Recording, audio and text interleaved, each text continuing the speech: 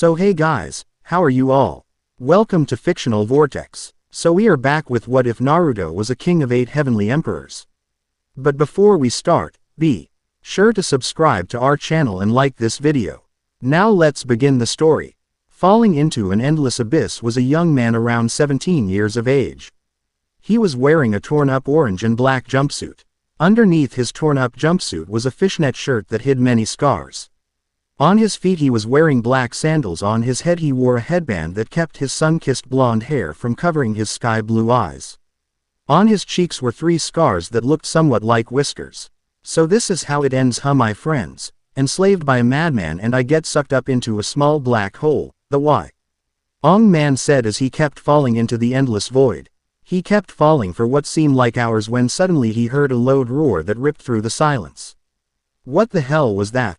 Thought the blonde man as he looked around to see where the sound was coming from, and that was when he saw it.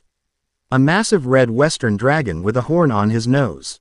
Its overall length was about 100 meters. The dragon roared again and started to fly toward the young man. Oh crap, that thing going eat me. So not cool, Datbeo, the youth thought as the dragon got closer to him. Who do you think you are, sta? Ring at human. The dragon roared as he knocked and pinned the blonde to a rocky wall that looked like it was made up of golems. Get the hell off me, you oversized lizard, the boy yelled as he pushes high. Mself off the wall, pushing him and the dragon foot away from the wall. You dare try and fight me, human? Do you even know whoiam, boy? The dragon roared as he nose dived toward the boy. I don't care, oh you or you could be God for all I care. I am kicking your ass for knocking me into that wall. That hurt a lot, Datbeo, the boy yelled, making a small blue ball appear in his hand. He then started to float toward the dragon. Rasengan, the boy said as he pushed the blue ball into the dragon horn with all his might, but it was not enough. The dragon broke though the blue ball and knocked the boy back into the wall. That was chakra, but you're human. How can a human use it unless? The dragon thought as he looks toward the boy who was laying on a floating rock that had broke off of the wall. You boy, who are you? Did you come from one of the 7 worlds beyond the dimensional gap? How long have you been here? The dragon asked as he looked toward the boy. My name is Naruto Uzumaki, you oversee Z lizard, and if you must know, I hail from the elemental nations. I've been here for God knows long, maybe about 2 hours or so, the now named Naruto replied, looking at the dragon. How in the hell are you still alive? No one can survive within the dimensional gap without magical protection. The dragon asked. I do not know, but I do feel like I'm losing chakra every minute, and without Kurama to heal my wounds, I do not know if I'll make it back home, but I will sure as hell try, Naruto said as he felt more of his chakra slowly drain away. Kurama, as in the 9-tailed fox. So you were a Jinchuriki. Which explains how you have survived this long in here, the dragon said as he landed on the rock that Naruto was on. Ha ha, yeah, but it doesn't matter. I have to get back to my world and save my friends no matter what, Naruto said, trying to stand back up but failing to do so and so falling back down on his ass. Look boy, there's no way you can go back now. You have fallen too deep into the dimensional gap to even think of going back to your world. Hell, you will not even make it to Earth, and that is the closest world to here right now. You'll be dead soon anyway, the dragon said as he started to flap his wings to take off, but stopped when he felt a burst of energy come from the sitting blonde. No, I refuse to give up here. I will save my friends no matter what, and I will not die here, Dadab. Ayo, Naruto said as he started to stand back up and move toward the dragon slowly. Give up already, boy, as I said you will not make it even if I help you. You will die before we even get there, so give up already, the dragon said as he looks towards Naruto in shock as he asked himself, how in the hell is he still moving? Give up? On trying to make me give up? Naruto yelled as a burst of chakra came out of his body, kicking up small stones from the ground and throwing them into the air, shocking the dragon even more before he started to laugh. Finally, a human with a will of a dragon and a heart of a lion. You interest me, Naruto Uzumaki. How about we make a deal? The dragon said as he lowers his head to Naruto's level. What kind of deal are we talking about? Naruto asked, looking the dragon right in the eyes. I will save your life and give you the power to save your friends back home as well as help you get back to your own world, the dragon told a shocked Naruto. And what would Avenue to do for you then? Naruto asked, knowing there were always two sides to a deal. You'll have to go to Earth and help out there. I have a feeling something big is going happen soon, plus if I give you some of my power I can see what you see. I always wanted to see the human world, the dragon said as he looked at the sky. Fine, I'll help, but how will you save me and when can I go back to my world? Naruto asked as he stood up. I'm going to give you some of my power and flesh. You can't return to your world right away because you need to get used to your new power and body. It should take maybe 2 to 3 years, the dragon replied. But my friends would be enslaved by then, but this is the only way to save them. Fine, you have a deal if it means saving my friends. I would go to hell and CK to save them. So how are we going to do this? Are you going to rip off some flesh and put it on me? And if I am going to be putting on your flesh, I should know the name of the dragon who I'll be taking from? Naruto asked as he looked up at the dragon. Sure, I am known by many names. Apocalypse Dragon, the True Red Dragon, Emperor God, True Dragon, and the Dragon of Dragons DXD for short, but you can call me Great Red and I'm going to eat you, the Great Red Dragon said with a big smile, and he moved to eat the poor blonde. Nice to meet you, Great Red. So you're going to eat me, huh? Wait. Eat me? No. Ooh. Naruto all but yelled before he was eaten by Great Red. Slowly sliding down the dragon throat, Naruto felt bits of flesh and saliva fall onto his skin. His skin then started to soak up and suck.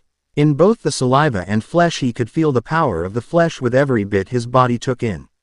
His body then started to glow a bright red as he fall into the stomach. Great Red's stomach started to glow red with Naruto inside it. As the glowing got brighter and brighter, something started to move up toward the dragon mouth.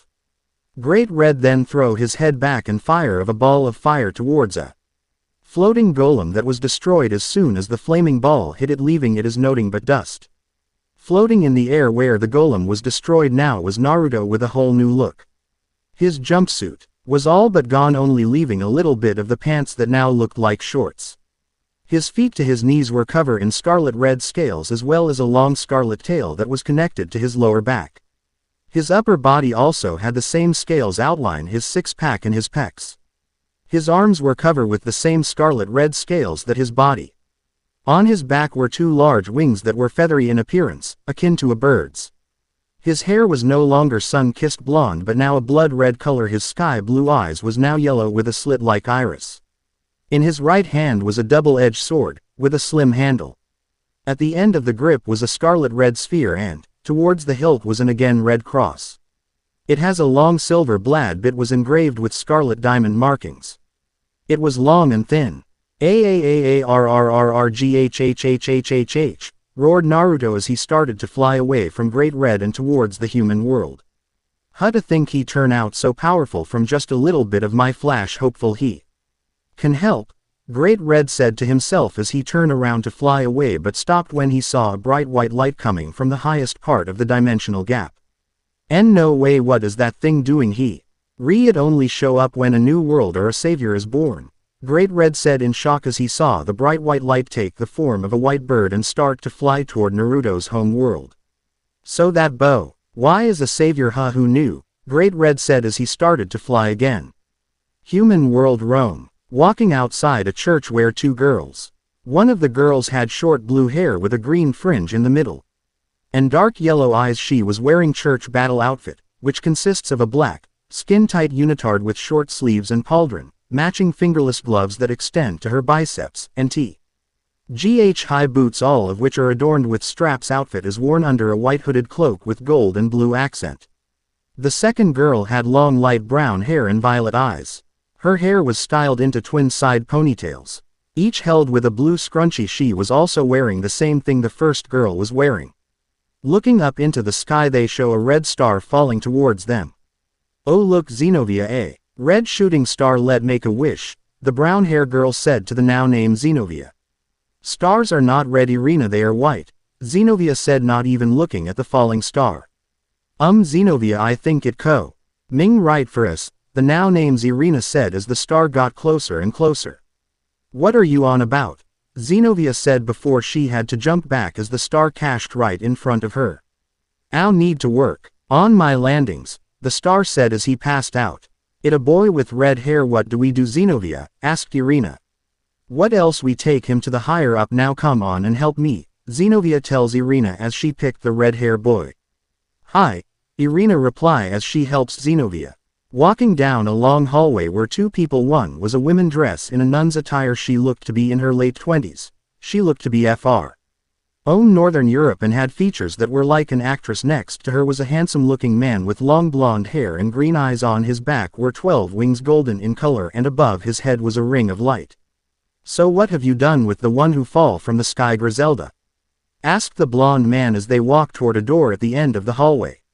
We put him in a room full of whole Y items, Lord Michael, the now named Griselda said as she opened the door for the now named Michael. The door led to a round room full of candles that was burning away at the darkness of the room. At the farthest end of the room was a small window that were covered by a dark blue cloth.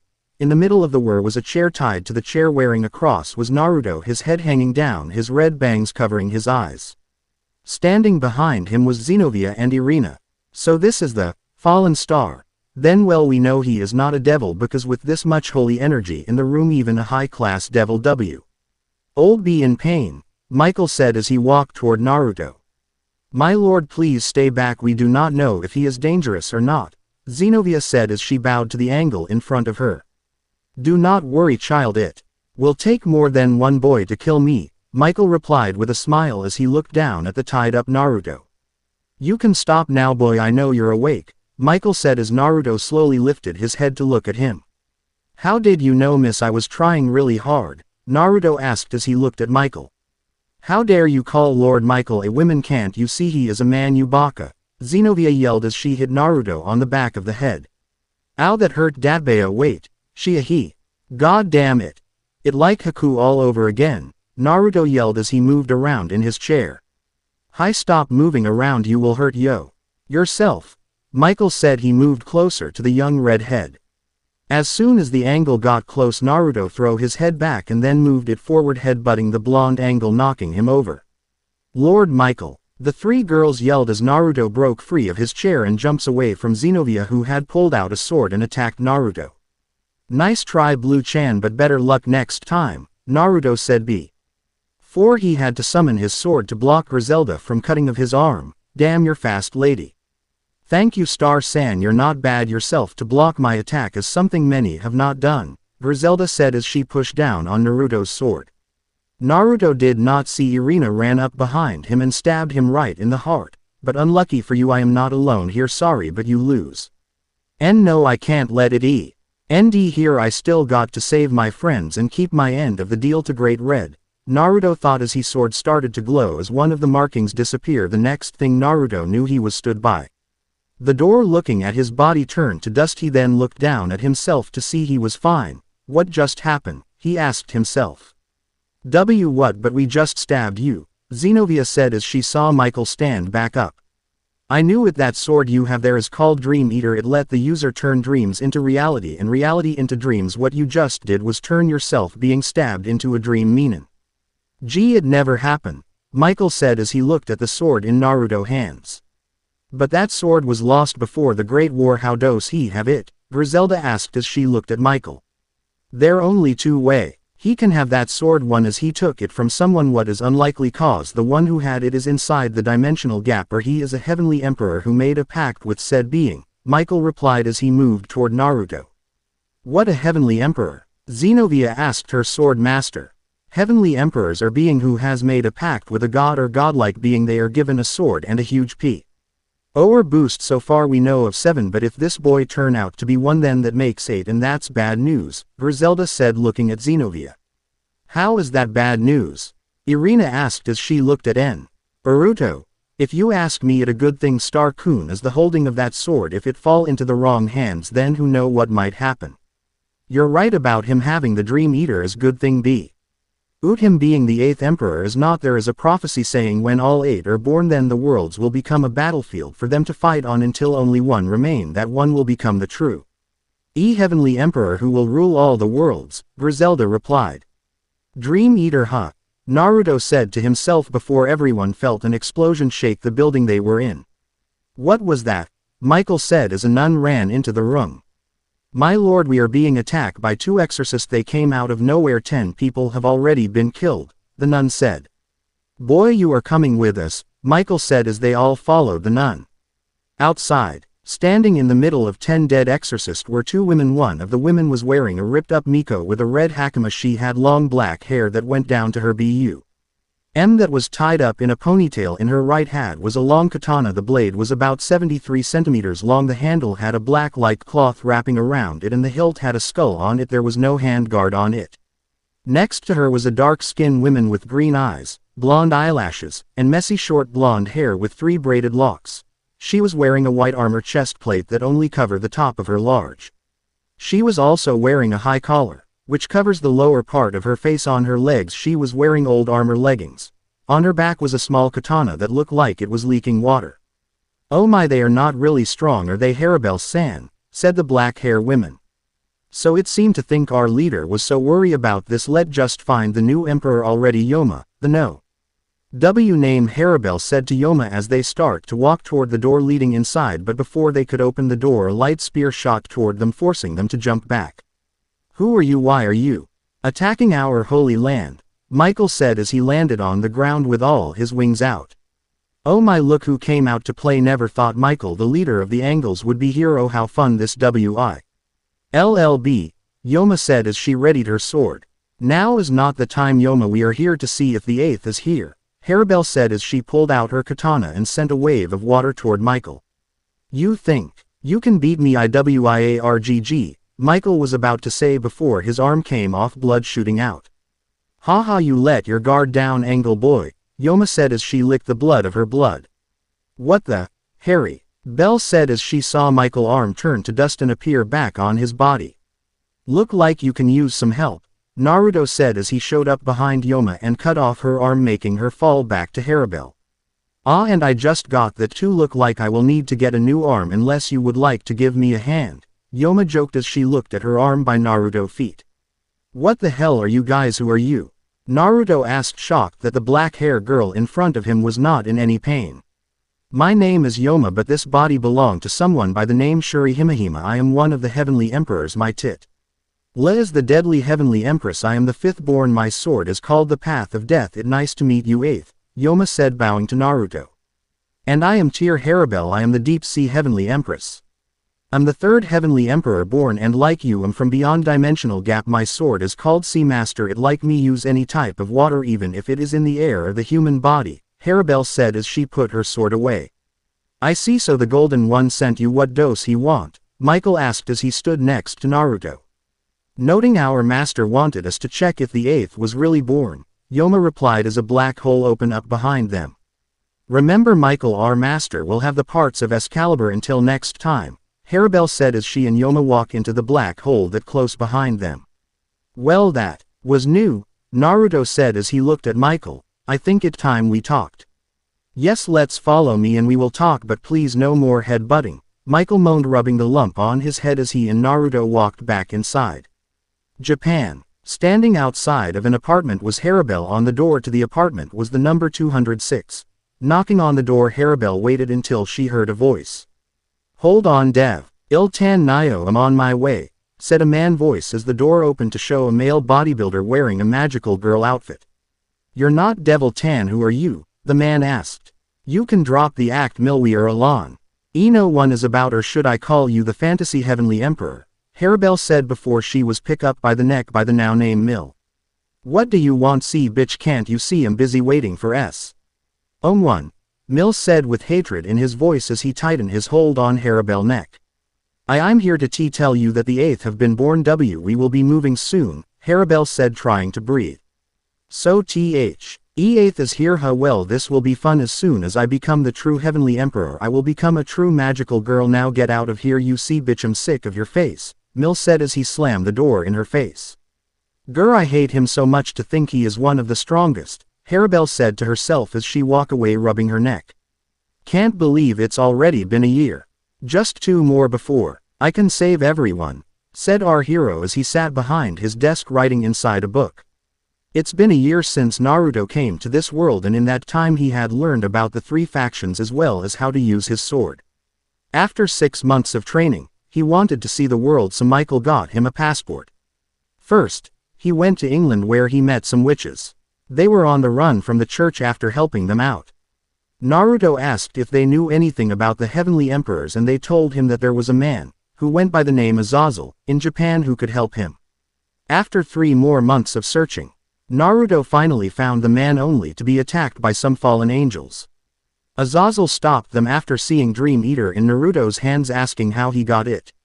Naruto told him that he was a heavenly emperor and needed help finding out what it means to be one. Azazel said he would show Naruto what he knew if he allowed him to study the Dream Eater that Naruto held. Naruto agreed to let him study it. After handing over Dream Eater, Azazel showed him all the records he had on the emperors. He found out that every 10,000 years, a war known as a Heavenly Emperor War starts. 8 people are picked to be emperors. The winner of the war get to become the creator, or the true Heavenly Emperor, while their pact makers get to become the true deity. Together they can destroy everything, or, if they so desired, recreate everything. In the following 3 months, Naruto opened a restaurant called Ichi Ichi Restaurant, where he sold all type of food from ramen to sweets to even full English breakfast. Adjacent to the restaurant was the shop section where Naruto sold everything from videos to books. His godfather's books were also sold and had become a huge hit in this world. "Sorry I'm late, boss," said a brown-haired boy as he ran into the shop. The boy was wearing a Kuo Academy boys' school uniform. "You're late, Issei. This is the 3rd time for that. You will not get the one saint copy of the new ICHA, Naruto said as he saw the shock look in Issei's eyes. "No please boss, anything but that," Issei said on his hands and knees. "Oh, get up and get to work, you pervert, before I fire you," Naruto said, getting back to writing. "Hi boss," replied Issei as he ran into the back of the shop to get change. "Oh my, not showing any mercy to your coworker, huh, Naruto-kun?" came a voice from the door. Turning around, Naruto saw a buxom young woman who was around the age 18 with very long black hair and violet eyes. Her hair is tied in a long ponytail, reaching all the way down to her legs, with 2 antennae sticking out from the top and sloping backwards, with an orange ribbon keeping it in place. She was wearing a Kuo Academy girls' school uniform, along with black knee-high socks. "Ah, Akano-san here to pick up your book," Naruto replied, getting a orange book out his drew. On the book the words ICHA mistress and the slave part 1 was written on it. "Here, hope you enjoy," he said, handing over the book. "Oh, I'm sure I will, your books are always so enjoyable," Akano replied as she took the book and handed some money over. "You sure you're not the author of this book? There seem to be more to you than meets the eye," she said, looking at Naruto. "I don't know what you're on about, I'm just a simple shopkeeper, that all," Naruto lied as he heard the door open. When the door fully opened, it revealed a petite girl around 15 years of age with white hair and hazel eyes. At the front, her hair has 2 long bangs going past her shoulders and several loose bangs hanging over her forehead, while the back has a short bob cut. She also wears a black cat-shaped hair clip on both sides of her hair. She was wearing a Kuo Academy girls' school uniform, without the shoulder cape. "Ah, Kaneko-chan here for your daily sweets," Naruto asked as he stood up and opened his arms. "Hi Naruto-san," Kaneko replied with a small smile that went unseen by Akano as she hugged the older blonde. "You do love your sweets, huh?" Naruto said as he let go of her and gave her a bag of sweets. "If you two lady mind me, I have to check on my coworker to make sure he is not burning anything," he said with a bow. "There is something about him, he does not feel human," Akano said to Kaneko, who nodded. "Hi, should we tell Bucho?" asked the white-haired girl as she started to eat her bag of chocolate. "Why, yes, we should let her know," Akano replied as they both left. 3 days later. "Sorry I'm late again," Issei said as he ran into his workplaces. "It okay, just go and change, there people waiting to order food." Naruto said, not looking up from his book. "Hi," Issei replied as he ran into the changing room. "They are here," Naruto thought to himself as he closed his book to look up at his door. Coming towards his shop was Akano and Kaneko, but with them was 2 people he has never met. One of them was a handsome young man with short blonde hair and gray eyes who was wearing a Kuo Academy boys' school uniform, which consists of a black blazer with white accents over a white, long-sleeved dress shirt with a black ribbon on the collar, and matching black pants. His blazer was fully buttoned, and he was also wears brown dress shoes to complete a Prince Charming look. The other one was a young woman who appears to be in her late teens with a buxom figure, a light skin tone, and blue-green eyes. Her most distinctive feature is her long, crimson-red thigh-length hair, with a single hair strand sticking out from the top. Her hair also has loose bangs covering her forehead and side bangs framing her fac. She was wearing a Kuo Academy girls' school uniform, which consists of a white long-sleeved, button-down shirt with a black ribbon on her shirt collar worn under a black shoulder cape and a matching button-down corset. A magenta skirt with white accents, and brown dress shoes over white crew-length socks. "Are you the owner?" the red-haired girl asked. "Hi, I am. Come let talk in my study," Naruto rep. Lied as he lead them toward a door in the back. "Issei, watch the shop, I'm going to my study," he yelled as everyone went into the door. "Hi boss," Issei relied from the changing room. Inside Naruto's study. "Now may I ask why 4 devils are here?" Naruto asked them with a smile, seeing the shock look on their face. "You know what we are?" asked the redhead, still in shock. "Of course I do. I also know at Akino and Kaneko are devils as well as Issei," Naruto replied, opening his fan. "What faction do you belong to? You feel holy yet demonic at the same time," the red-haired girl asked in serious tone.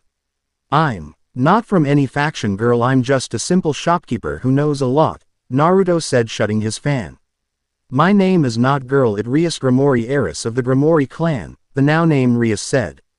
"The Rai clan, really? To think one of the family from the 72 pillars would be here," Naruto said as he stood up.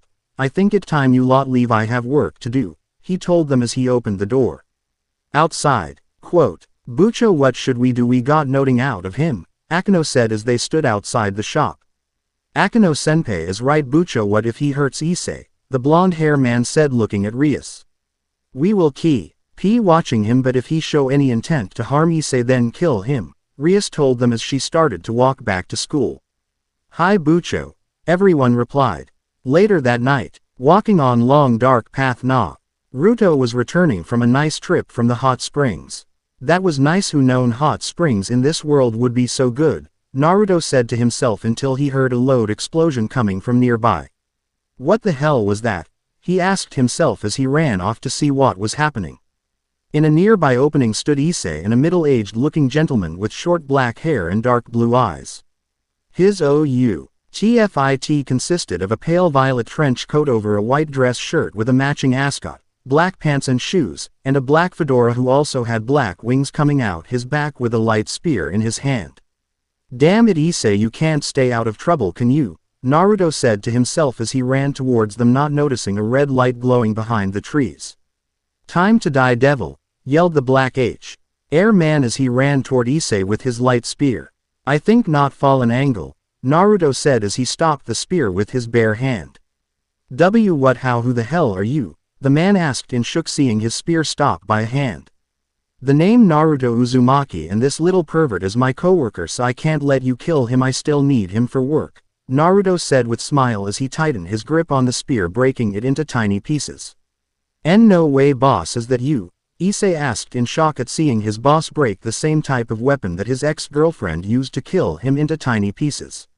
"Yeah, you damn pervert, you just can't stay out of trouble, can you?" Naruto replied with a smile. "Do not worry, this will be over soon. I hope everyone is watching," he then said, knowing that the devils he met earlier were watching. "You damn human, I'm going to enjoy killing you," the man said as he summoned 2 new light spears. "This is going to be fun," Naruto said as his whole body busted into flames. From the flames out stood Naruto in his dragon form, wearing a black sleeveless shirt that showed his scaled arms and blue shorts that showed his scales on his legs. From his back were 2 large wings that were feathery in appearance, akin to a bird's. What? No way, you're a dragon," the man said in fear as he backed away. "May I know the name of the man I'm about to kill?" Naruto said in a demonic voice. "Donsik Ndiwi, was all Donsik said before he was hit by a ball of fire. "Then Donsik, as they say, eye for eye," Naruto said as he took to the sky with both of his fists on fire. "Let me show you why no one try to hurt my friends," he said as the flames started to mix into a big ball of fire. "I will not lose to you," Donsik said as he started to throw spears at Naruto. May you rest in peace, Naruto ate as he shot the ball of fire at the fallen angle, burning him alive.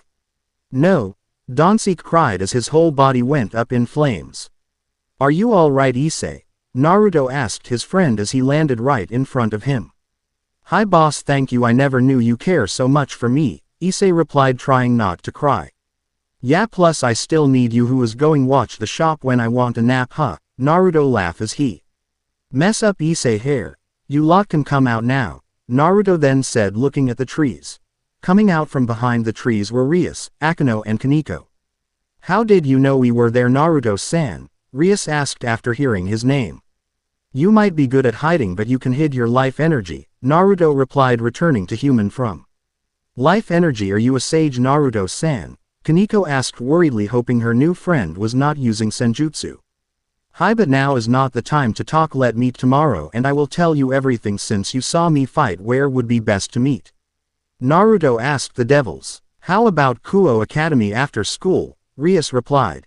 Sure, I will take Issei home. See you lot tomorrow. Come on, perv, let go, Naruto said as he started to walk away with Issei following him. Unknown to T.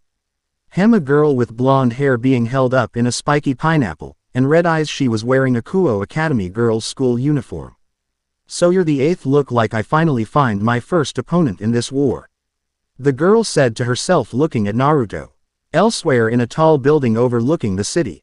So 4th has seen 8th, this is going to be fun, said a brown hair man looking out a window that looked over the city. Hi, she has Gilgamesh-sama, said a middle-aged man wearing a suit. How is the army coming along, Nick? Gilgamesh asked the now named Nick without turning around. Sandbox Academy said they will send people from class 13 and the Yomas are ready, Gilgamesh-sama, Nick replied.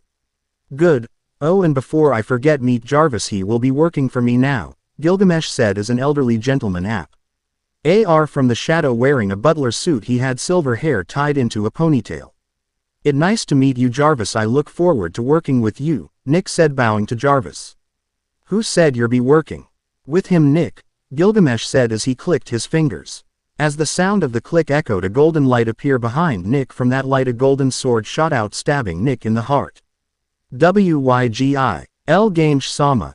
Nick asked as he fall to the floor, bleed. Why, Nick, it was because you sold info on me to 7th. Goodbye, dear Nick, it was nice knowing you, Gilgamesh said as he pulled the sword out of Nick. Jarvis, clean this up right away, master, Jarvis said with a bow as his eyes started to glow yellow. Standing outside some school gates was our hero Naruto. So this is Kuo Academy, huh? It's bigger than I thought, Naruto said to himself as looked up at the school. Who's that? He's not a student, one of the female students said. Who cares, he's hot, another student said, looking at Naruto as if he was a piece of meat. Oh God, please say I'm not getting fangirls, Naruto thought to himself as he started to walk towards the school. On the way to the door, Naruto saw 2 young women waiting for him. One of young woman seemed to be around the same age as Rias, with black hair styled in a short bob cut and violet eyes. She was wearing a pair of red glasses and the Kuo Academy girls' school uniform. The young woman next to her had knee-length black hair with split bangs and heterochromic eyes. The right eye was brown and the left was violet. In addition to wearing the Kuo Academy girls' school uniform, she also had blue semi-rimmed glasses with square lenses. Ah, you must be Naruto-san. Rias told me you were coming, please follow me, the girl with red glasses said as she walking inside the school, followed by the girl with the blue glasses. Following the 2 girls, Naruto waited until they were alone to ask something. So I take it you're both devils like Rias-san? Naruto asked with his hands in his pockets. You are correct, but I can't tell what you are. You feel holy yet demonic at the same time, replied the girl in red glasses, stopping outside a door. The meeting will be in here, she then said, opening the door. Inside the room was Rias and her group and some other people Naruto have never met, but one thing Naruto did know was the room was full of devils. Well, this is going to be fun, little old in a room full of devils, huh? Naruto said as he grabbed a chair and sat on it. So let's start with getting to know each other's, Naruto said as he watched the 2 girls sit down. And how will we do that, Naruto-san? Rias asked. How about with our names, likes, dislike and dreams? I'll start. My name is Naruto Uzumaki. My likes are ramen, my friends and those close to me. Yes, that include you, Issei. Naruto saw it looking at his coworker. My dislikes include the time waiting for the ramen to be done, people who turn their back on their friends and people who judge someone else without even knowing them, and foe are my dreams. Well, let's just say it's to get home, he said with a smile. Guess I'll go next, Rias said. My name is Rias Ramori. My likes are my family and my peerage as well as anime and manga. My dislike are those who try to hurt my friends and family, and for my dreams is to become as great as my Onisama and to bring honor to my family, she said with pride in her voice. Well, next as you know N.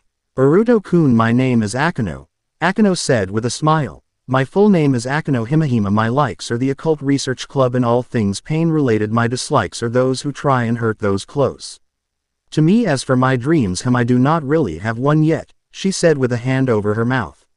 My name is Yuto Kiba. My likes are Occult Research Club and training with my sword. My dislikes are Someth I would like to keep to myself as well as my dreams, Kiba said with a little bit of coldness in his voice at the end.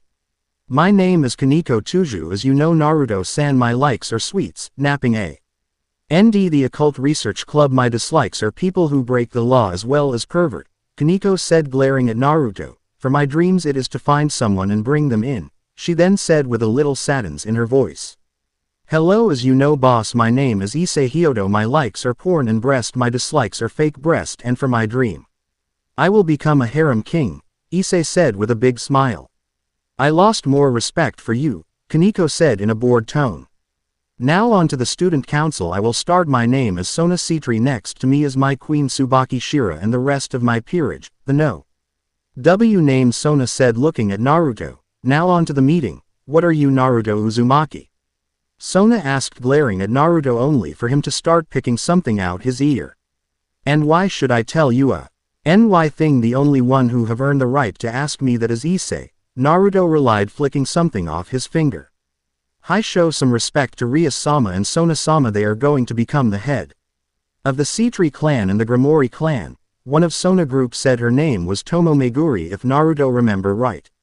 I do not care if they are the next big thing to me. All I see are two girl named Rias and Sona, not the next head of the Citri clan and the Gramori clan, Naruto relied with a glare at the girl.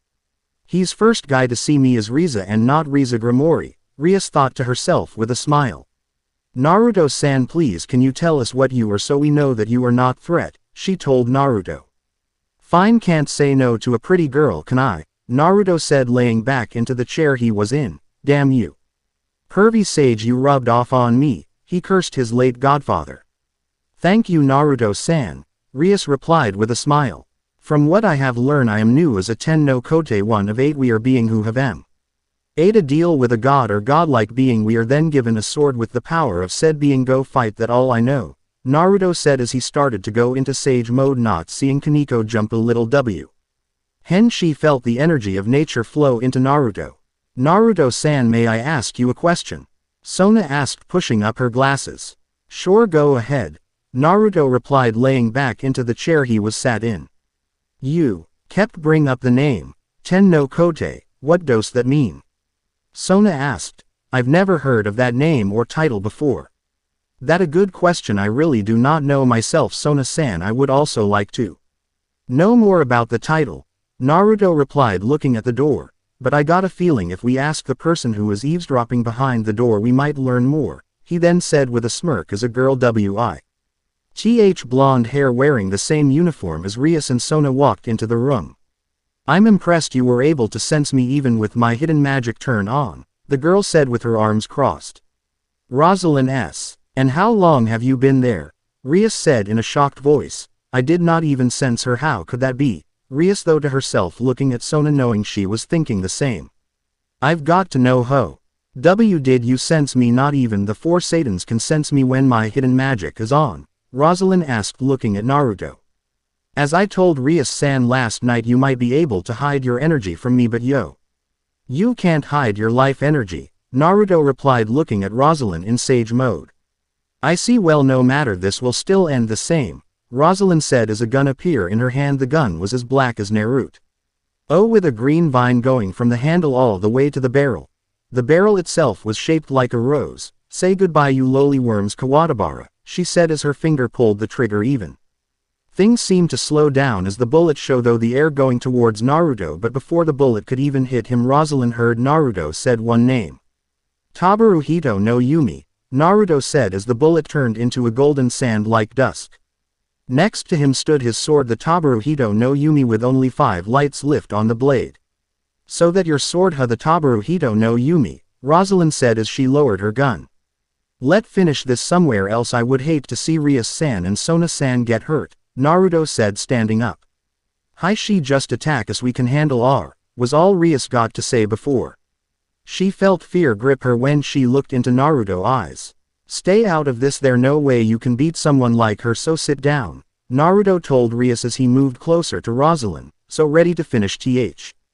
Is Tengoku no Kogo Bara? Naruto asked as he changed into his dragon form. Yes, let's finish this. Sukureto ten no Kote, Rosalind said as a magic circle appeared under them, making them disappear. Riza we hold, follow them, Sona said standing up. What, why did you not feel that power? I do not think even Onisama can match up to that level of power, Rias told her friend. Yes, I felt it, but I also felt a strong devil-like energy coming from Rosalind-san, plus we can see what Naruto-san can really do, Sona replied, summoning a magic circle. Fine, let hope this is worth it, Rias said as everyone in the room got on the magic circle and disappeared in the mountain behind the school. As Rias and the rest of the group appeared, they were met with the sight that could only be described as a crater with all earth ripped up. Standing in the middle of the crater were Naruto and Rosalind, both with their swords out. Rosalind's sword, it has an ornately etched base, and appears to be modeled after a great knife. So that the aka no Ju, the sword that is said to be able to destroy anything, Naruto said as he jumped out the way of a bullet that shot right at his feet. And that gun, it has to be a sacred gear. Seems whatever the bullet hits starts to grow roses, and said roses sucks out the energy, Naruto then said, flying into the sky, but she getting slower. It seemed the more damage she dosed, the heavier blade become. This could work, he then said, making a cross with his fingers, Kage Bunshin no Jutsu. With that said, Naruto summoned 4 closes of himself that had started to fly toward Rosalind with small blue balls in their hands. Oh, so you can make clones of yourself, that is handy, Rosalind said with a smirk. However, that will not work on me, she said, shooting the closes before they got close to her. But from out the smoke came Naruto with the same blue ball his clones had. I told you that will not work on me, Rosalind yelled with a swing of her blade. Return to dust, you fool, she said as the blade hit Naruto right in the side. As soon as the blade hit, all the earth under Naruto was ripped up from the sheer power of that hit, but suddenly Naruto busted into a cloud of smoke. What a clone, Rosalind said in shock before a bright light started shining behind her. To think I would have to use 3 tokens in this fight. Lucky for me the full moon is tonight, so it no big deal, Naruto said as Dream Eater started to change shape. As you know, my Tabaruhito no Yumi can turn dreams into reality and reality into dreams, but did you know I can take the dreams of others and turn them into reality? By using 3 token, he said with a smirk. What, you think that just because you can use people dreams as a weapon you can beat me? Die, Rosalind roared as she shot forward towards Naruto. I can feel demonic energy inside you, meaning you are a devil, and what are devils weak to? Naruto asked as his sword changed into a golden sword. No way, that sword it's. Kiba said with shock in his voice, looking at the sword he hated so much. May this light reach the king who never can be reached. Can you withstand this fragment of a true holy sword? Naruto asked as he pulled back the sword over his head. Excalibur, he yelled. Swing the sword forward, letting a golden-like flame shoot out from the blade, consuming Rosalind's body as well as everything in its path. That finally over, you lot can come you. Now, Naruto said as Excalibur started to fade away into dust. Can still only get 1 attack out of that still, he said to himself before he felt a strong energy start to rise from where Rosalind was left. This is not over yet, you damn worm, Rosalind all but yelled as a red like Rosalind shot out of her body. What the hell? Naruto asked himself as he turned around. This is bad, I've only got on token left, he thought as he heard name come out of Rosalind's mouth. Tengoku no Kogo Moto, Rosalind said as the energy started to die down. Let's start the real fight, Naruto Uzumaki. As the beam of red power slowly died down, Naruto saw Rosalind in her new form.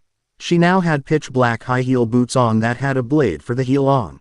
The boots went all the way past her knees and stopped at her GHS. She also had a skirt made of pure red rose petals. On her chest seemed to be a black armor shaped like rose petals that made her breast push up. On her left arm was a single green glove that went her whole arm, and on her right there seemed to be a vine-like rope that wrapped around that whole arm, and her sword, it also seemed to have thorns sticking out of it. Her collar was also made out of the same roses that her skirt had on her back, where 2 wings also made of rosé petals.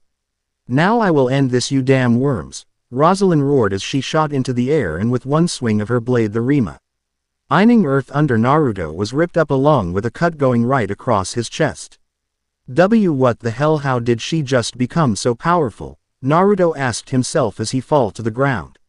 You see this? Why? Oh you damn worms, this is the true power of a Ten no Kote, Rosalind said, looking down at the devils watching. Get up Naruto Uzumaki and show me your Ten no Kote moto now, or else the little devils down air might end up like this mountain, she said, pointing at Rias and Sona. Why, you will not touch them, Naruto roared as a golden light shot from his body. What is this power? This is not Ten no Kote M. Oda, what the hell are you doing? Rosalind asked in shock as a glowing red light could be seen from the corner of her eye. Issei, your sacred gear, it reacting to something, Rias said in shock as a red gauntlet appeared on Issei's arm. Elsewhere in the city. What going on, Albion? I did not even summon divine dividing, why is it out?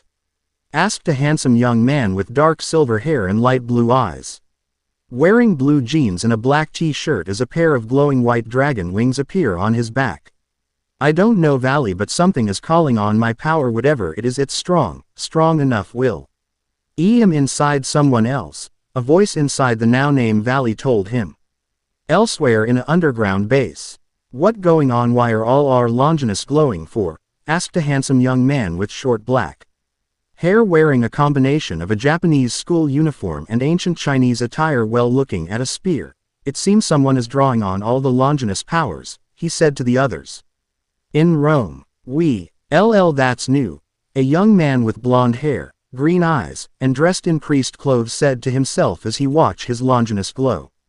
Dimensional gap. To think that kid had a world gear, full of surprises. Great Red said to himself as he kept flying but came to a stop when 5 golden chains shot out of nowhere. What the hell, was all he said before he found himself tied up in said chains. Look like the Great Red Dragon is not as great as they say he is, came a voice out of nowhere. Show yourself, Great Red roared as he tried to move, only for the chains to get tighter around him. In good time for now, be a good dragon and go to sleep, the voice said before Great Red started to get sleepy. No way, the chains, they're the chains of heaven Enkidu. The same chains that are said to bind gods. The higher the target divinity, the stronger the chains become, Great Red said before falling into a deep sleep. Rest now, dragon of dreams, for when you wake you will belong to the one true key. The voice said as a golden ship flew over the sleeping dragon. Back with Naruto. As the golden light started to die down, Naruto's scales started to turn into golden-like armor with 12 different gems embedded in said armor. His wings have now turned into pure golden energy that seemed to move like a flowing river on the ground. Grass and flowers stated to grow. What the hell is that form? Rosalind asked in shock. Gear copier, Naruto said as he looked up at Rosalind. What a world gear, but how they were lost after the war. Rosalind roared as she took a swing at Naruto, only for iron to shot out of the ground and block her sword, making the ground crack under them. I don't know how I have this, nor do I care, but think to this I can stop you from hurting my friends, Naruto said as he punched Rosalind in the face, knocking her into the ground. Boost, he then said as the green gem embedded in his right arm started to glow. Boost, a voice from the game yelled as Naruto felt his power double. Damn you, I will not lose to a worm like you, Rosalind yelled as she shot 3 bullets from her gun and started to run at Naruto. Divide, Naruto said as the white gem on his back started to gl. Ow, and a wall of sand came up from the earth to block the bullets. Divide, A voice from the white gem yelled as Rosalind's sword hit the sand only for the sand to crack a little. What my power I feel Eager but how? Rosalind asked before iron chains shot from the ground and tied her to the ground. It's simple my gear copier let me copy any sacred type one want and since Ise is the closest and strongest. Gear nearby it copied the Longinus type meaning I have copied all of them, Naruto told Rosalind as lighting came down from the sky and hit the chains shocking Rosalind. Rosalind screamed as her ten no kote moto started to fade away. Damn it how did I lose to someone like you, she asking looking up at Naruto who had started to change back. It because you were arrogant, Naruto said as he chains holding Rosalind down retreated back into the earth. Well what you waiting for finish me so you can take my emperor powers, Rosalind asked closing her eyes. No I will not kill you, I want to fight you again but as friends, Naruto told her with a foxy smile. Friends huh maybe, Rosalind muttered to herself, but acting like that will only come back to bite you. She said as she transported away. I know but it's who I am, Naruto muttered as he walked towards Rias, well now that over who wants to eat. He said making everyone's sweat drop. Really boss after you destroy a mountain that all you got to say, Ise yelled before Naruto hits him on the head. Oh be quiet you it not like Sona-san or Riza-san can't fix it, Naruto replied walking past everyone. Not the point boss, Ise said running after Naruto and everyone else followed. With Rosalind in a back ally. Damn it I lost to that lowly worm, Rosalind said to herself while holding onto the wall. Let fight as friends next time, really da. Chibaka will not last long in this war if he keep thinking like that, she muttered as she sat down. You're right about that my beautiful Rose the Dreamer has not only mocked you in battle but he had the GUTS to hurt something that belonged to me the one true king, a voice called from the darkness of the ally. What are you doing here you bastard I do not belong to anyone supply not you, Rosalind hissed as she summoned Kawatabara. You forget my dear Rose everything in this world belonged to me after all this world is my garden the universe is my plaything, the voice said as a golden-suited man started to walk out of the shadows he had short brown hair that ended at his neck and golden eyes. After all I am Gilgamesh the descendant of the Queen of Heroes, Gilgamesh said with a smirk.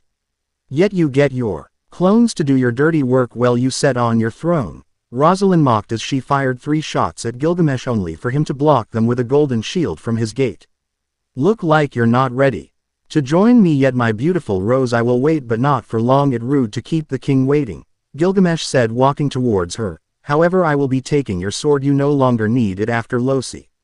To that mongrel, he said as his head hot into Rosalind's stomach. Ahhhhhgggg, Rosalind screamed in pain as she felt him pull out a glowing pink gem. Damn you bastard, she muttered before falling to the ground. So sad that you can no longer become the true emperor oh well I will make sure to make you my queen when I win this silly war, Gilgamesh told her as he started to walk away leaving Rosalind in the dark ally. Make sure no one touches her Jarvis I want her to stay as pure as newly born flowers, he told the old man stand in the shadows. Hi master, relied Jarvis.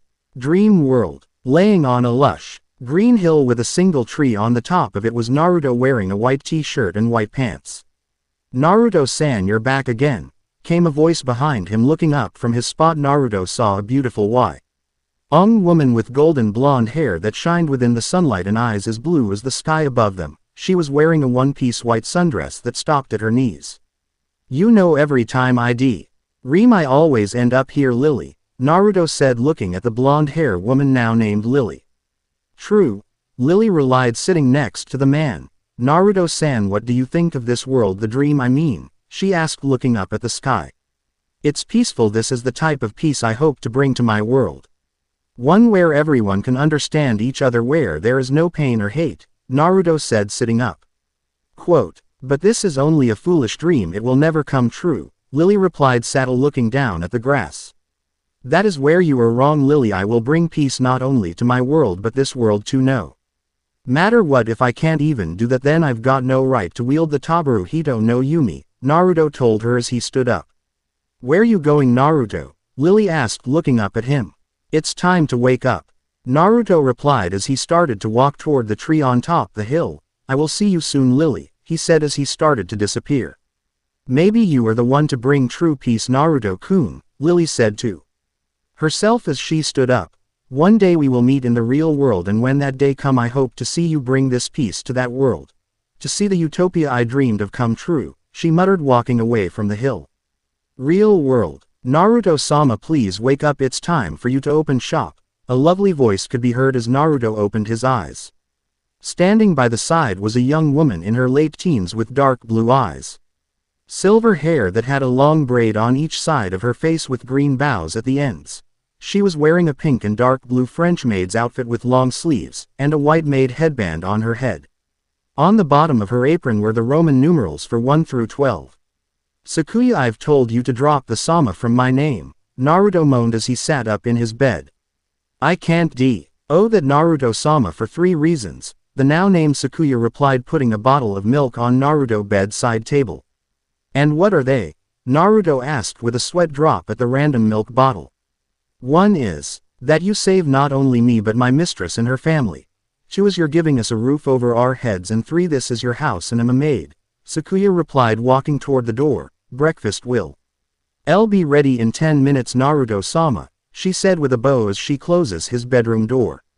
That girl really need to learn how to let her hair down, Naruto said to himself as he opened the bottle of milk and hanged it outside the window. Here you go, Kuroka, he said as he felt the bottle get taken from him. Thank you, Nya. A young woman with a voluptuous figure, long black hair with split bangs and hazel eyes with cat-like pupils. She was wearing a black kimono, a yellow obi with a set of golden beads, and an ornately detailed headband. The kimono features a red interior and it is open at her shoulders, giving view to her large.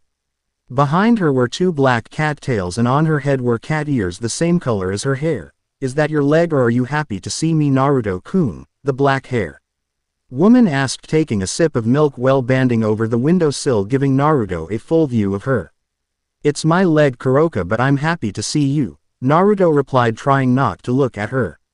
Ah, that's too bad. I was hoping to finally get you into bed so we could make some strong babies, Nya. The now named Kuroka said as she jumped into his room, landing on top of Naruto, pinning him down. You smell like Sharon. Why is that? She asked, pushing her into his chest.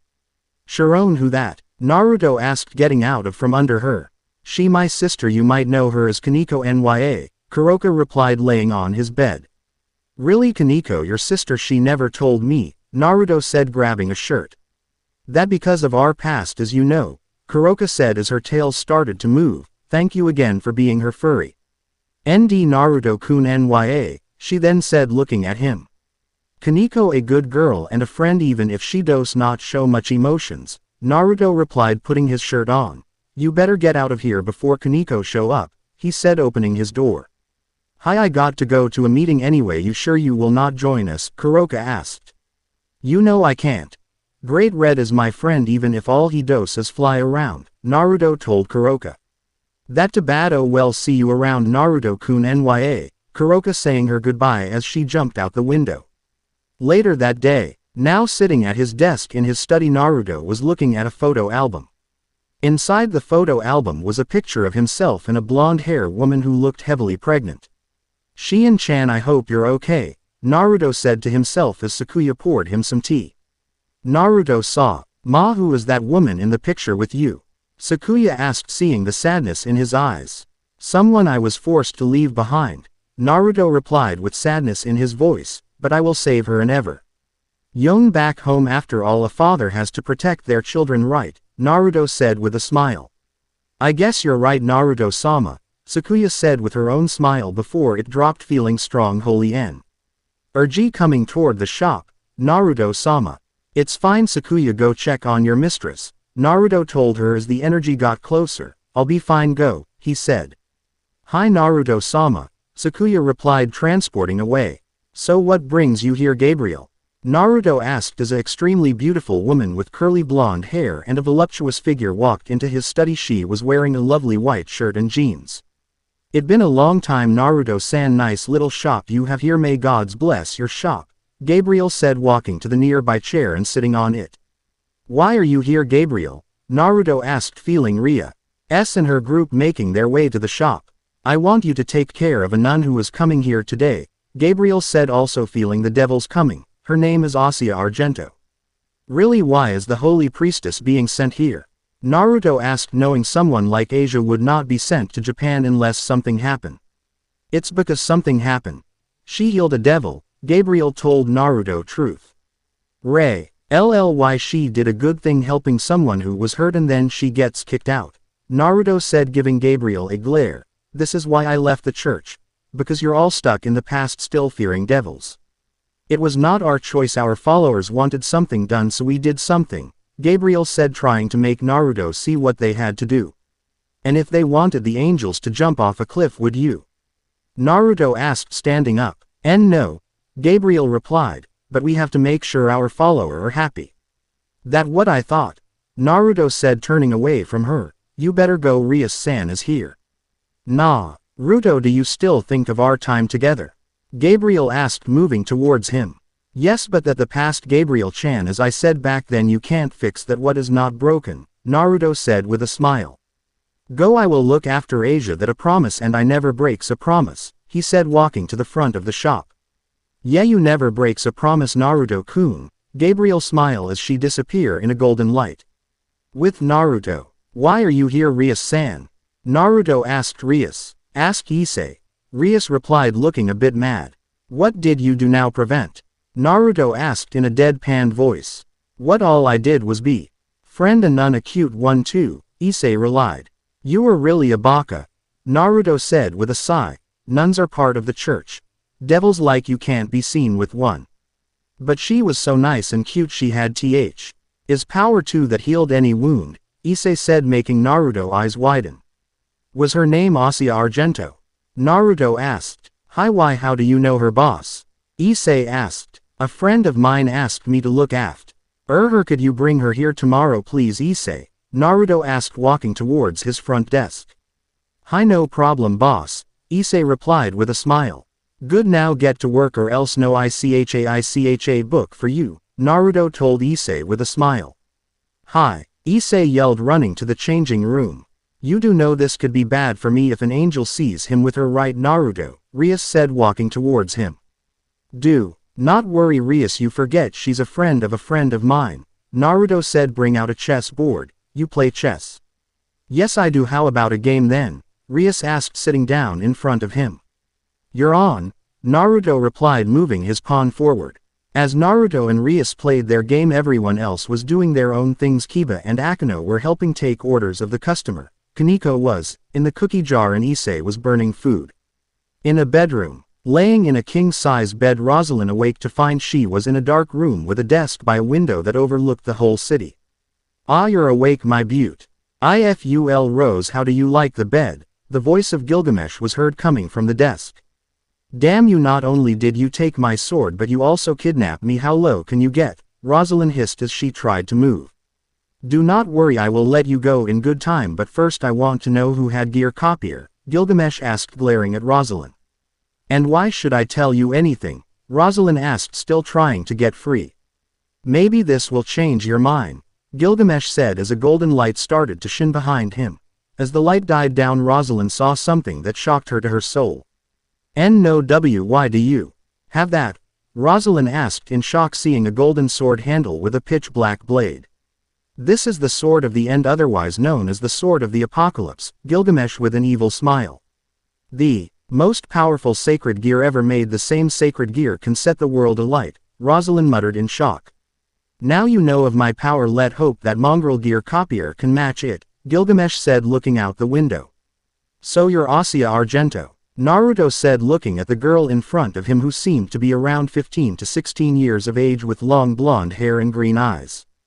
Her hair flowed all the way down to her back, with split bangs over her forehead and a single strand sticking out from the top, sloping backwards. The outfit she was wearing consisted of a dark teal nun outfit with light blue accents. A white veil over her head with light blue accents. On her side was a brown satchel slung on her right hip that seemed to be holding a Bible inside. She wore a pair of brown boots that had black straps with an X-shaped pattern. She also had a silver cross necklace around her neck. Yes, nice to meet you, Naruto-san. I've heard a lot about you from Issei-san. Asia replied while bowing to Naruto. No need to add the san to my name, just call me Naruto or Naruto ni. Naruto said, rubbing the back of his head. So what brings you to Japan, Asia-chan? He asked. The church transferred me here. Asia replied. Someone should be coming to get me soon. She continued. Well, you're staying the night here, right, Asia-chan? Then I'll let the church know you're here.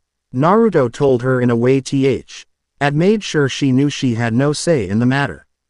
Thank you very much, Naruto-san, Asia replied nervously. It's okay, Asia-chan, I'm a very caring guy. Issei, show her to the room she'll be staying in. Naruto said with a smile. Right away, boss. Issei replied, walking toward the door by the kitchen. This way, Asia-chan, the boss's living area is huge. Bigger than my living room and bedroom, he said, leading her down the hall. Hey, such a lovely and innocent girl. Naruto said to himself, opening the drawer of his desk to take out a pack of Pocky. Damn you, Itachi, you just had to get me pocked, didn't you? He said, thinking back on how Itachi gave him a pack for his birthday. Boss, that snake is back, and this time it has a friend too. Came the loud voice of Issei from the room behind the kitchen. Coming. It's just a snake, you know, nothing to worry about. Naruto replied, putting the Pocky in his pocket. In Naruto's backyard. They're right there, boss. Issei told Naruto, pointing at the small flower bed by the fish pond that was full with all types of fish. I can see them, Issei. Naruto replied, looking straight at the snakes. One of the snakes was pitch black with glowing white eyes. Naruto could have sworn he heard it hiss at him when he walked into the room. It also seemed to be the same snake that has been following him since last week. Not too far from the black snake was a grass-green snake the size of a small rock, but the weirdest thing about the snake was its blood-red eyes that seemed to be judging Naruto from afar. They seem harmless, so leave them be, Issei. All take care of Asia for now. You have a meeting with Rias, right? Naruto asked. Oh yeah, I almost forgot. Bucho did say something about a meeting. I'll be going then. See you later, boss. Bye, Asia-chan. Issei said, running down the hall. Naruto-san, is it really okay for Issei-san to just leave like that? He said he would take me back to the church later. Asia asked nervously. It's fine, Asia, I've already got someone going to the church to tell them you're here. Naruto told her, picking up her bags. No need to be nervous around me, Asia-chan. I'm not that scary, am I? He asked with a caring smile. And no, it just. Asia relied, looking at the ground. Asia, stop worrying, I'm not going to bite or anything. Let's be friends, alright? He told her with a smile. Come on, let's put your things away. Hi Naruto ni. Asia said when she remembered what Naruto told her. Later that night, Naruto was sitting at his desk writing some ideas down for his next book. Naruto-sama, it's done, came the voice of Sakuya out of nowhere. Good. Now that Freed is out the away, all we need to worry about was all Naruto said before feeling a powerful entity's presence. What is this power? He said, a bit in shock. And Naruto-sama, was all Sakuya managed to say before passing out. Sakuya, are you okay? Naruto said, trying to wake her. It's no use. Even if she is a high-class devil, my power is way beyond her comprehension, said a young-sounding voice from within the darkness.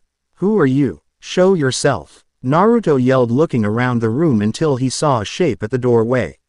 The shape took the form of a young girl with long black hair going down to her hips, and her eyes were gray. Her ears seemed to differ from a normal human's as they had pointed tips. Who are you? Naruto said, looking the girl. This feeling of malice, Naruto said to himself, feeling the hatred the girl was giving off. I'm Ophis, and I hate you. The now named Ophis said as a black snake shot forward towards Sakuya. What the hell? Naruto replied, stabbing the snake before it could reach Sakuya. If you have a problem with me, that's fine, but leave my friends out of this, he said, while transforming into his dragon mode. That energy, it is just like his, Ophis said, trying to hide her hatred. I hate that energy, she screamed as black energy shot out of her body and started to take on a serpentine shape. Crap, was all Naruto said before his study was destroyed in an explosion. Oh man, I'm going to have to fix that later, he said, floating in the sky with Sakuya in his arms. Stay still so I can kill you, Ophis said, throwing 3 black spears at Naruto. No thank you. I happen to like living, you see. Naruto replied, blocking the spears with Dream Eater. Wah, tease up with all this hatred. I've never done anything to you. Hell, I never even met you before. Maybe you didn't, but that damn red dragon did. Ophis replied, summoning a hand made of darkness. NB, why killing you? It will weaken him. That was what he told me. She said as the hand grabbed Naruto, making him drop Sakuya and pulled him towards the darkness.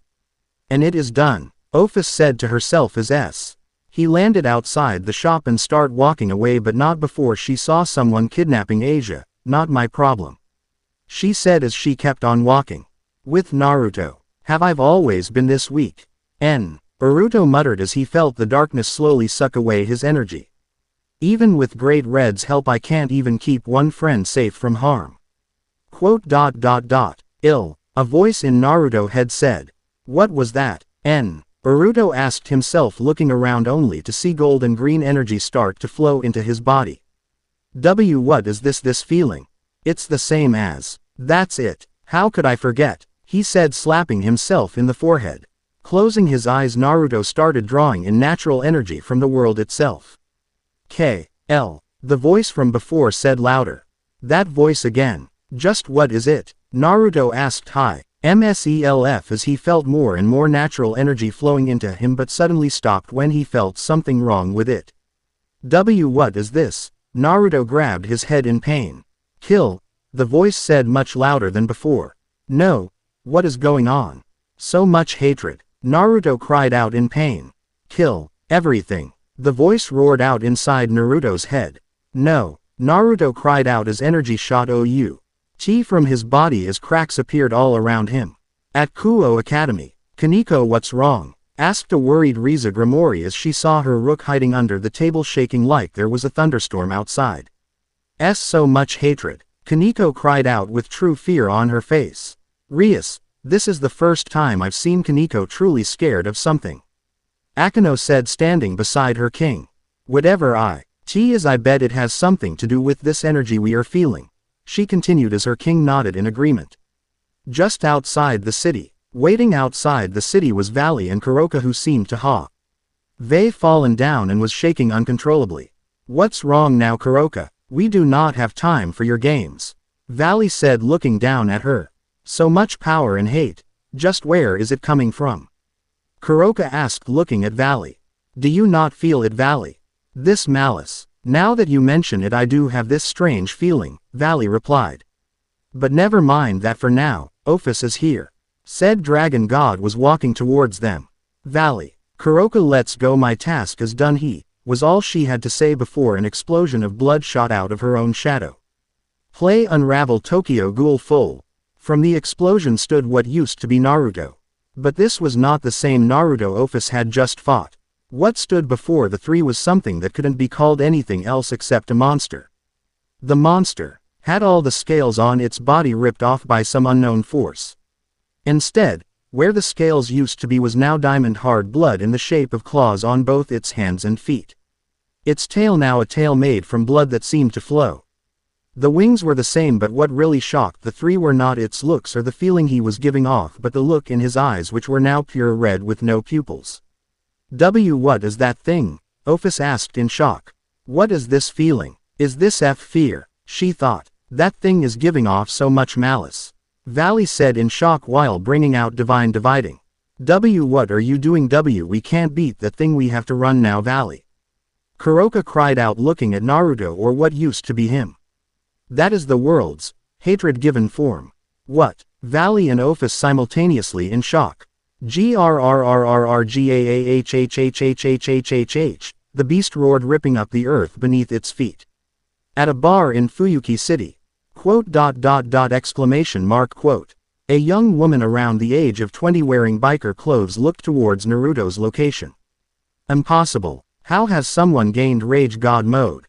She said to herself, standing up. I better look into this. She put some money on the bar counter to pay for her tab and walked out the door. Not far from Naruto and Ophis. Well, this could be a problem, said a man wearing a suit with a top hat, his glowing yellow eyes watching the beast that just came out of the shadow. If this keep up, Dream Eater will be destroyed, he said to Mill, who was stood next to him. Should we jump in and stop him then? Mill asked. Hell no. For one, I like living, and two, I hate cats. The man in the suit replied.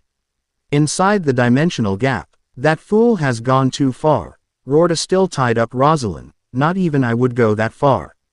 Quiet now, my dear Rose, Gilgamesh said as himself. Yoma and Harabel watched everything unfold in front of them. To think that damn mongrel could unlock a mode that far surpasses the gods.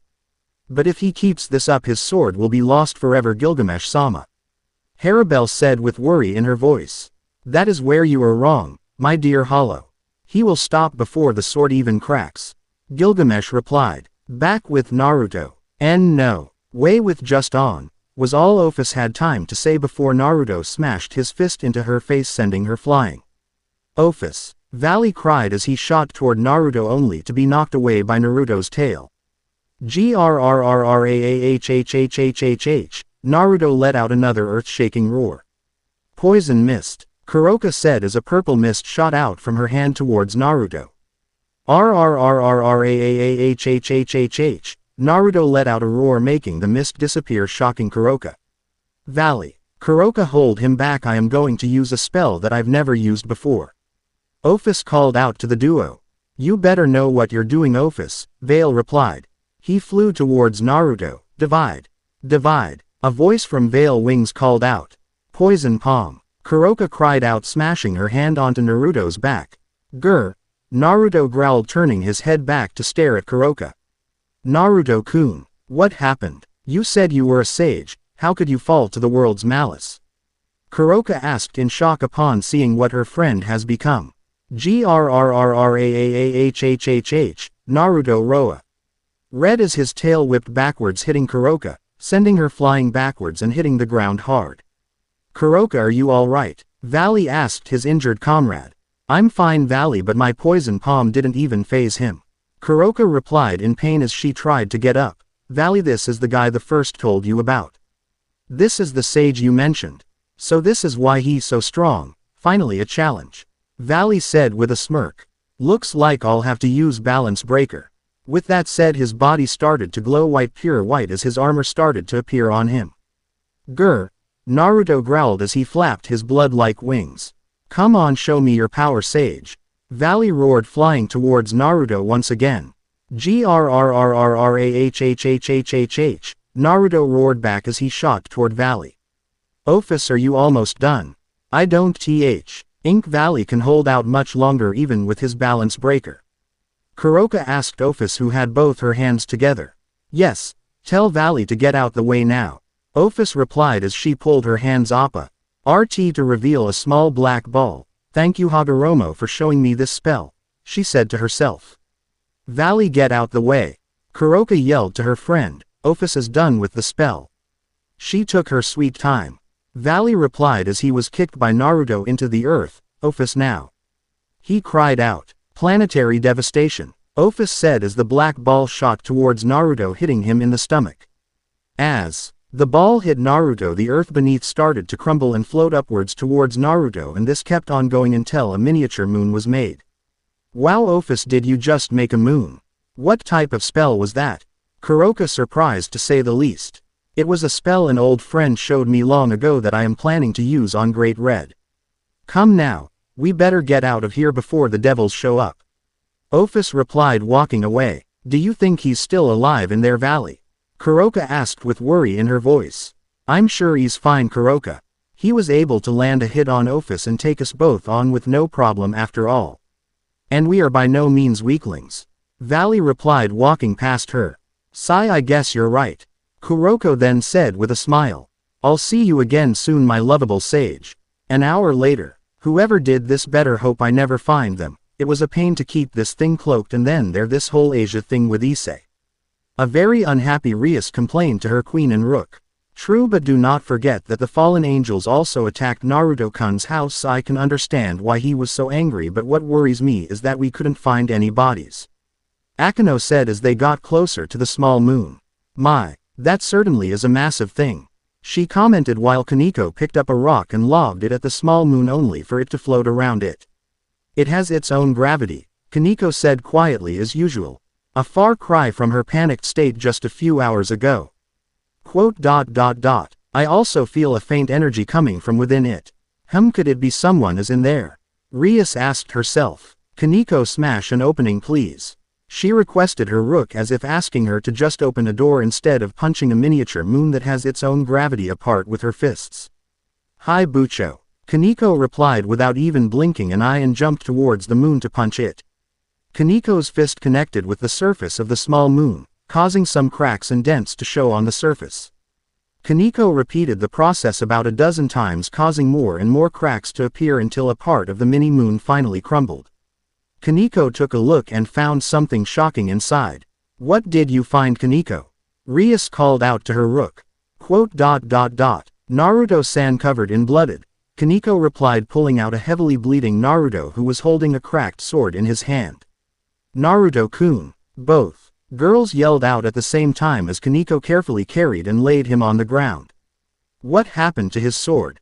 Mused Akano as she saw the state of Naruto's sword before being interrupted by Rias. Never mind that now. The question on my mind is what the hell happened to him? Can we save him, Bucho?